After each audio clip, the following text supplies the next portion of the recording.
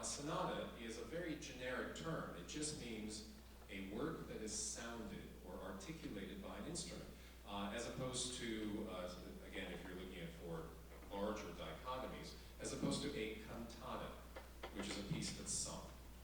So a sonata is simply a played piece. Now, the sonata principle, as it was developed, starting from the early part of the 18th century and moving forward into the Romantic, well, past the classical into the Romantic age, is one where there are three parts that develop over time. Now, I wonder if you remember all the way back to the beginning of my talk, the riddle of the Sphinx, those three parts. We had the infant, the adult, and the decline on three legs, right? We called those sections A, B, and A prime. What if we changed A, B, and A prime to describe them in terms of how they function in time? Because A, B, and A are just contrasts. A is different from B. B is different from A. Let's call A, the opening, the exposition, where we get to know our first principles. In the case of the sonata, here it is, and so on. What about B? That's the development, where a good composer will deconstruct those first principles and bring us to tension. Did we have any tension in the Bach prelude? I think we did.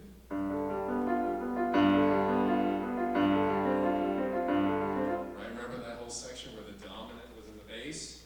That's tremendous tension. You might call that development, although it's arguable with that specific prelude, but nonetheless, when we move forward and return to our three-legged condition, that's called recapitulation, where we recapitulate first principles, but with some change. After all, when we're older, we're not the same as infants. We've had a lifetime of experience. And the same is true for a piece of music. When we get to that conclusion, it's not the naivete, the blank slate with which we are born, but rather the conclusion after a lifetime of experience. So keep this in mind. We'll come back to this idea shortly. For now, I'm going to move on to the next piece, which is called Widmung by Schumann, transcribed for the solo piano by Franz Liszt. Let me tell you a little bit about this piece, and then we'll continue to explore. So, Widmung translates to dedication. Robert Schumann wrote this piece in 1840, when he finally, after a protracted legal battle, married Clara Wieck. Clara Wieck was a pianist, a very prominent pianist and composer, actually, of the 19th century. She was significantly younger than Robert Schumann, about 9 years younger. And her father, Friedrich Wieck, was thoroughly opposed to their marriage. Specifically because he said to her, she was an up-and-coming, very promising pianist. At that time, she was very young. He said to her, "Why would you waste your life on a penniless composer?" And at that time, Schumann was a very poor composer. Not poor in quality, poor financially. But they were in love. And they battled it out in court because she needed to have had her father's permission. The sort of interesting anecdote, historically, is that they were finally married one day before her 21st birthday. And had they waited one single day, she could have legally, without any obstacles from her father, gotten married to Robert Schumann. But they were in love. So, in the year that they were married, in 1840, Schumann, who tended to focus on individual genres, he would compose, for example, all string quartets or all piano pieces. In 1840, that was his year, as it was called, of the song. He composed 168 songs that year alone, and what I'm about to play for you was one of them. So originally for piano, an instrument closer to this, because we're dealing with the middle of the 19th century already, with voice. And I want to read for you the text of this song, because I want you to know what this is about. In many ways, this is a dedication to their, as I said, they were in love, to their marriage. And the text is not by Schumann, it's by Friedrich Ruckert. You may know him, for example, Mahler liked to set Friedrich Ruckert songs. The 5 Ruckert songs from 1901, 1902 by Mahler are terrific examples. Beautiful, beautiful pieces. So here's the text of Widmung, again by Friedrich Ruckert, in translation from the German. You are my soul, my heart, my ecstasy, and my pain. You are my world in which I live, my heaven into which I am suspended, my good spirit, my better self. Let me read that to you one more time. I feel that we need to know these words as we're about to listen to this. This is not bad. If you have a significant other, it's a good thing to say. You are my soul, my heart, my ecstasy, and my pain. You are my world in which I live, my heaven into which I am suspended, my good spirit, my better self. The form of this music supports the form of that poetry. It is a type of ABA, an opening, a contrast, and a return at the end.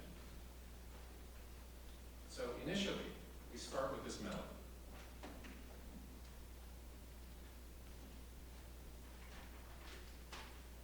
So in the beginning, we start with this melody. I just want to play it for you, just a couple of spots, and then we'll play the whole thing.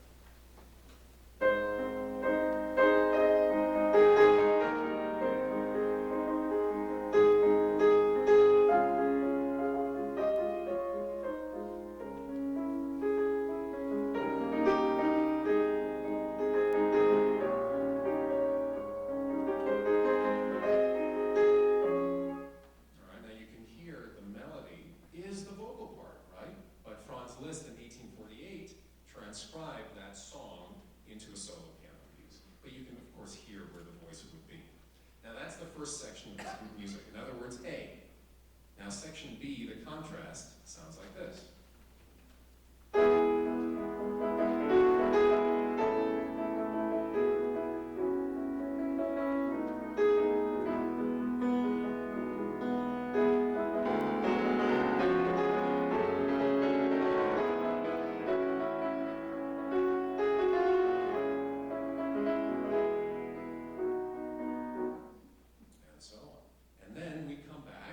Some machinations. Liszt adds a lot of sort of pyrotechnics to this because he was Liszt at the time. And this is A prime. Listen to how inflated the same opening is this time.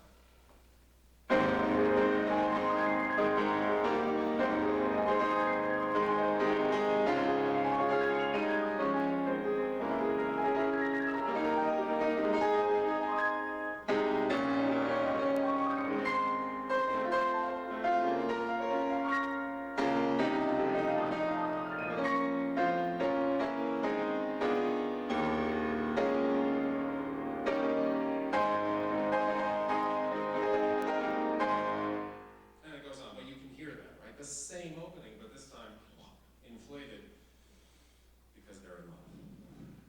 That's why. So this is again a cyclic form, but there's one more element I want you to pay attention to, and that's at the very, very end. I'm not going to play it. You'll hear it when I play the complete piece, but this is what Schumann added to the end, a sort of epilogue. He inserts a quotation from Schubert's Ave Maria. Now, what's Ave Maria all about? That's about love, but it's not really a terrestrial love, is it? It's a spiritual, religious love. And so this is Schumann's homage to both Schubert, a composer whom he tremendously respected and admired, but also a way of kind of musically sanctifying his marriage to Clara Wieck. So here's the piece, Widmung by Schumann, transcribed by Liszt.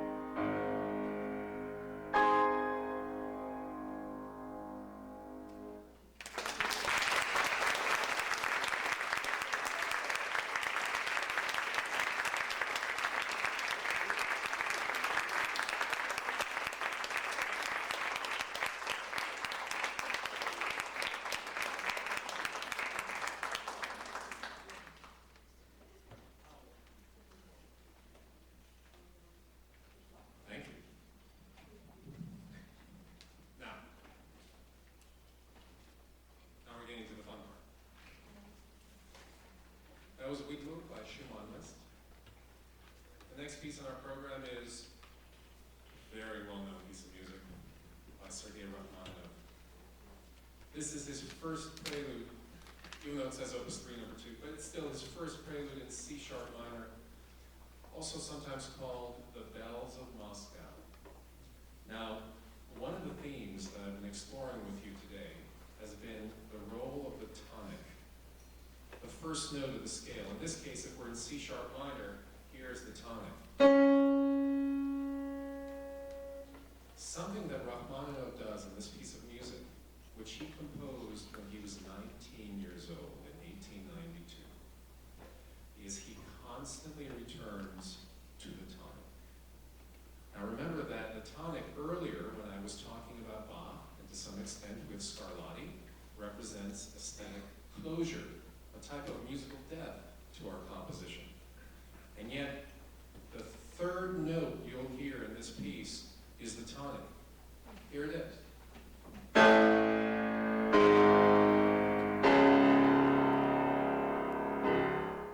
Sounds pretty ominous. That's our tonic. And this becomes, like in Scarlatti, like in Beethoven, our example of the Fifth Symphony, this becomes an ever-present motive, a musical idea that Rachmaninoff repeats over and over and over again in various guises. That's the first section of the piece.